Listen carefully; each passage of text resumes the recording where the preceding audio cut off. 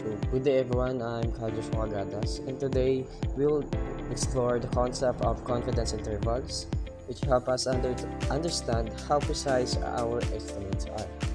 So, in chapter 4, we talk about point estimates such as the sample mean or sample proportion. These are single values used to estimate unknown population parameters. But one key point to remember is this. Point estimates are almost never exactly equal to the true values, and they are usually off by a bit or even a lot.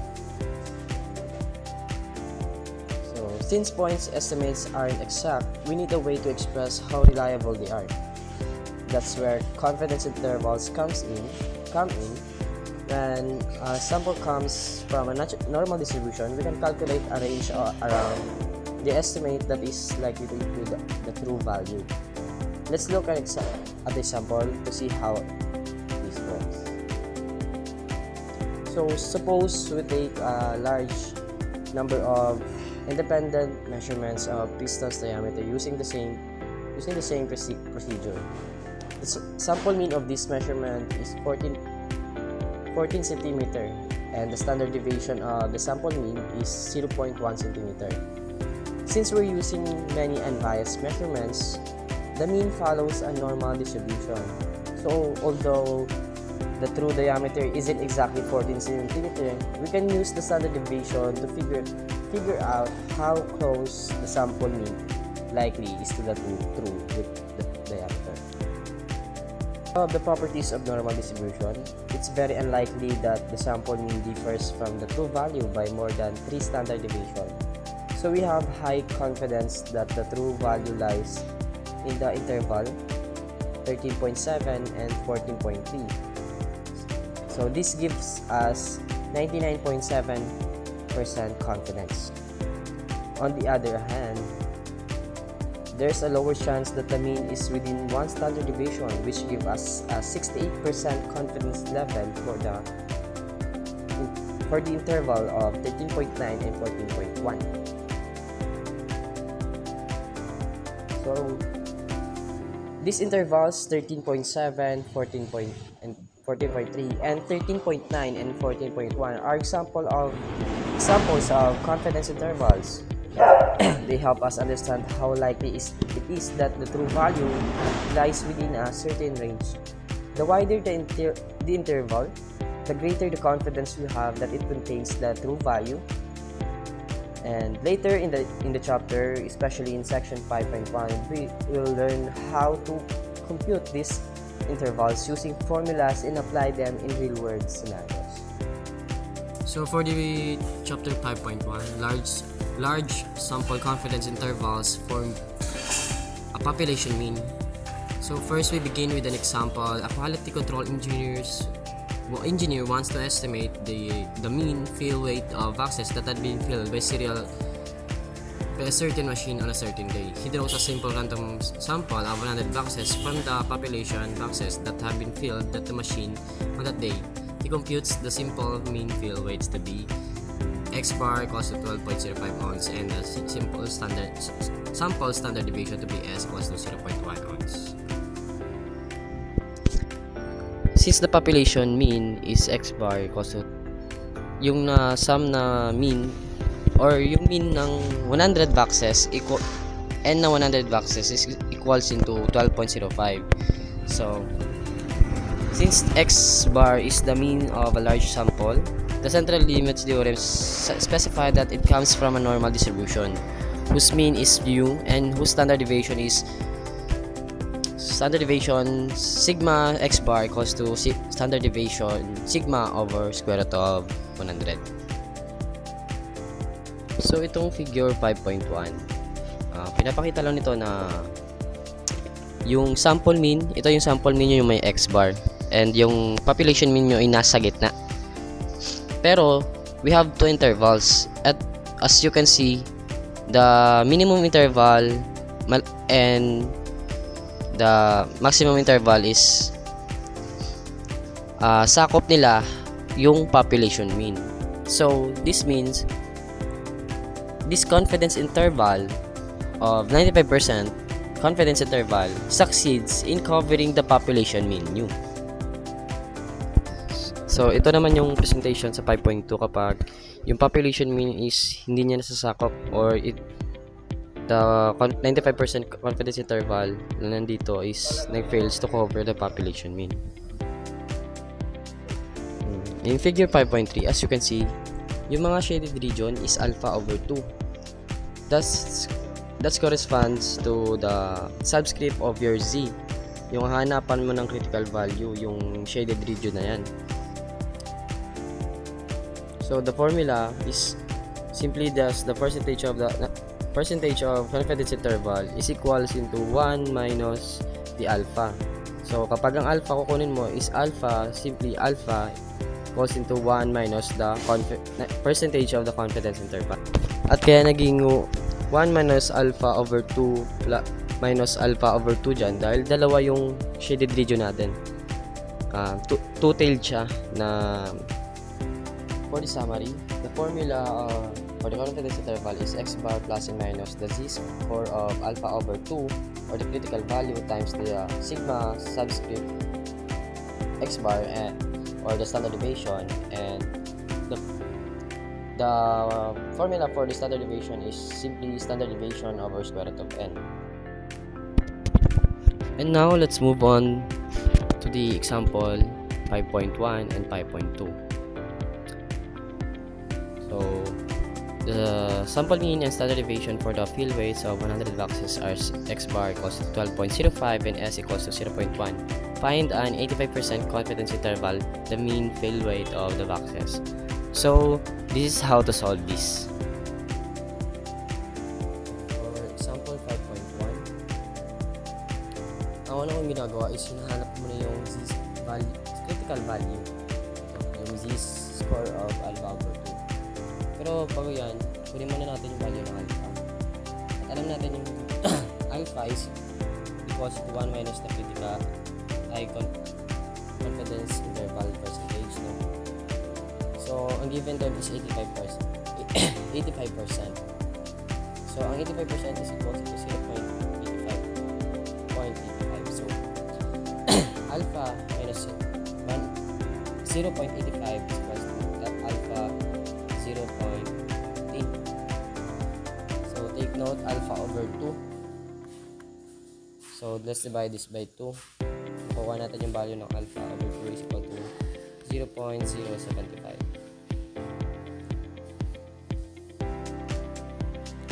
And lagay natin dito. C is equals to alpha over 2. Yung alpha over 2 natin is 0.075.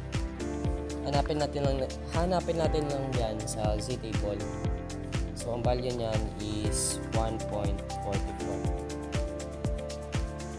So may value na tayo ng z-score of 0.075. That is the critical value. Next, for the standard deviation is equals into sample standard deviation, which is 0.1 over the square root of n, which is 100. So, 0.1. Ang value niyan is 0.1 divide the square root of n, so square root of 100, which is 10. 0.1 divide 10 is 0.01. Now we all have the value para sa formula natin ng confidence interval. Substitute na lang natin. So x bar equals to 0.0. So x bar 1.05 plus and minus z, the critical value of 1.44 times the standard deviation, which is 0.01.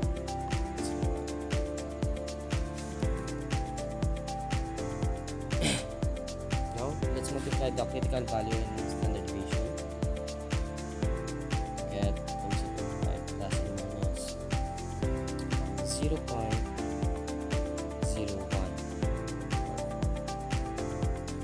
So this is the answer.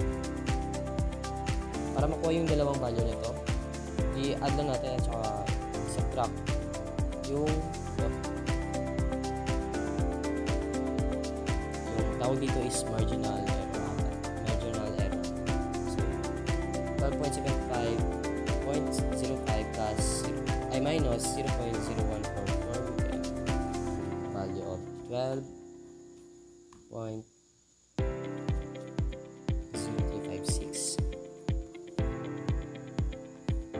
and 12.05 plus 0.0144, 12.06. Ito na yung sagot. Pwedeng ito yung sagot, pwede rin ito.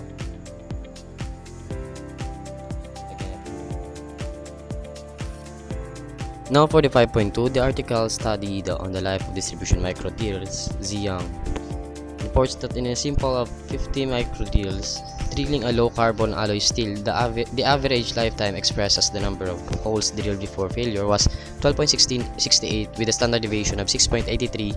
Find a 95% confidence interval for the mean lifetime. 50 daw na micro drills drilling. And ang expire natin is 12.68. And standard deviation natin is 6.83.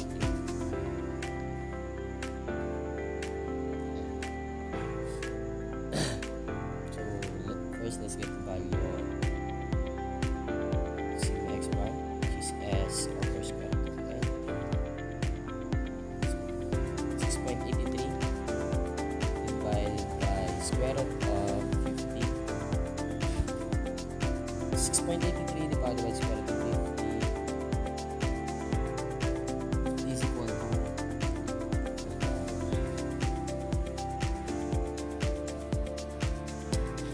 0.9659. So, ayan yung value ng standard deviation. So, lagay natin yan dito. 0.9659. So, si alpha over 2 naman, kunin muna natin yung alpha. Alpha is equals to 1 minus the percentage ng confidence interval, which is 95%.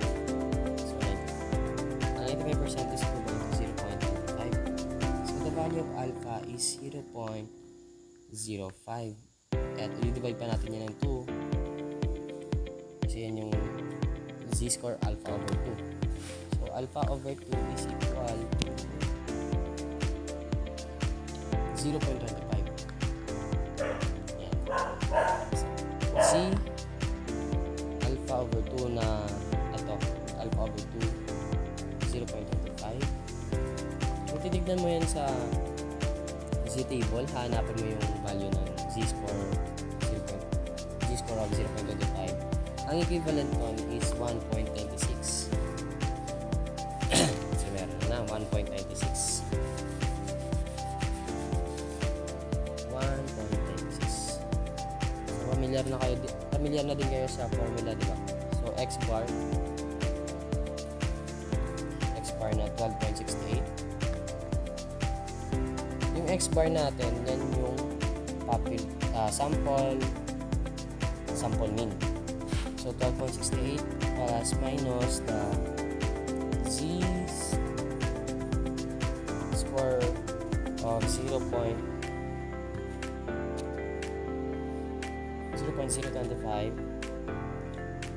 is 1.96. Times natin dun sa standard deviation. Magpakuha natin standard deviation na 0.9659.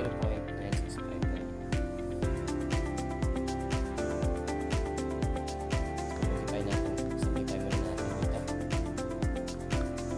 Makukuha natin ang value dito is 1.89. So pwede na itong sagot. Pwede na ang sagot ito. Pero kapag gusto pa natin i-simplify at makuha yung dalawang value, i-add at i-subtract lang natin yung 12.68 sa 1.89. So ang unang makuha natin, i-subtract muna natin. 12.68 minus 1.89 is 10.79. Yan yung minimum interval mo.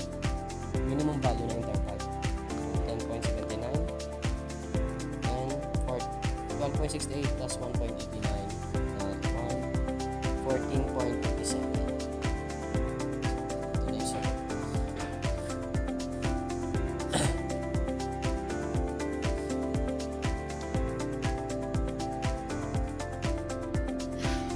In 5.3, use the data in sample 5.2 to find 80% confidence interval. 5.3. Sabi doon mag-refer pa rin tayo sa data na 5.2. So, balik tayo doon. Kung same same data, same pa rin yung value na x bar na kanina na 0.9659.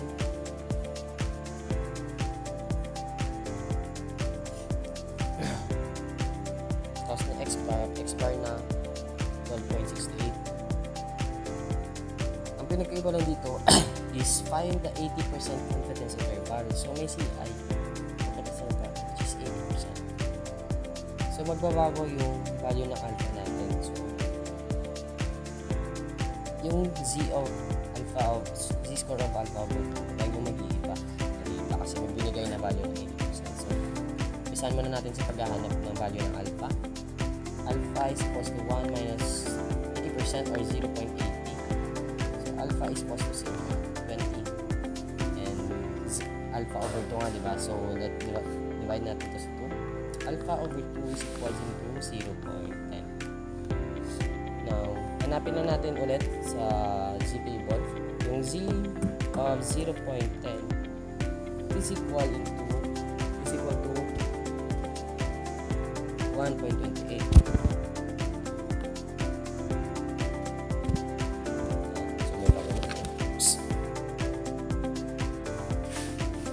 So value ng 0.10 is equals to 1.28. 1.28.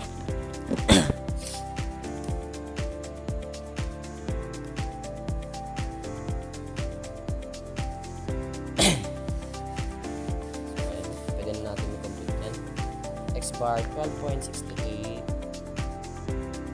plus and minus the critical value na 1.28 times the multiply by 0.9659 or the standard deviation.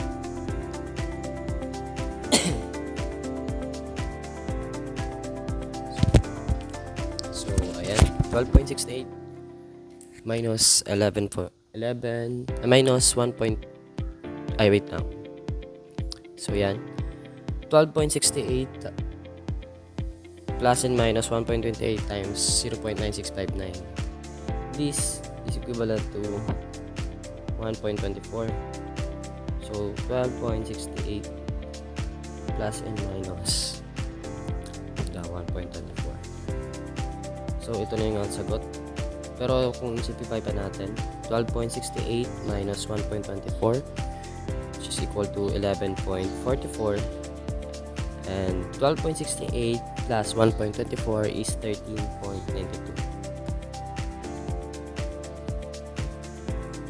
13.92. And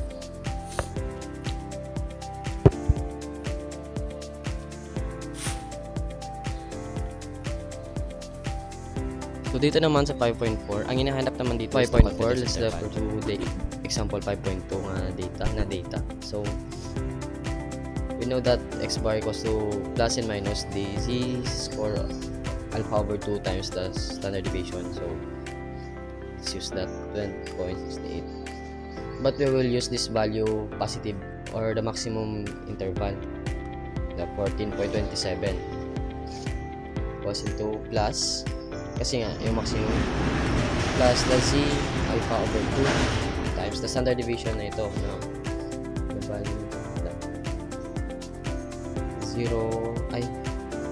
6.83 over square root of 50. So, i-ano natin yan, i-simplify. Ang makukuha natin na value ng z alpha over 2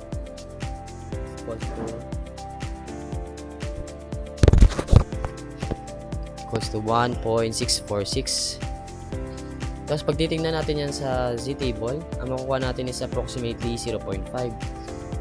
So, ito is approximately 0.05. And kapag aanin natin yan, so ibig sabihin, ang confidence interval, so confidence interval is equals to, i-times 2 natin to para makuha natin, kasi since 2-tailed siya, times 2, so 0.10. So, alpha equals to 0.10. So, 1 minus alpha na 0.10.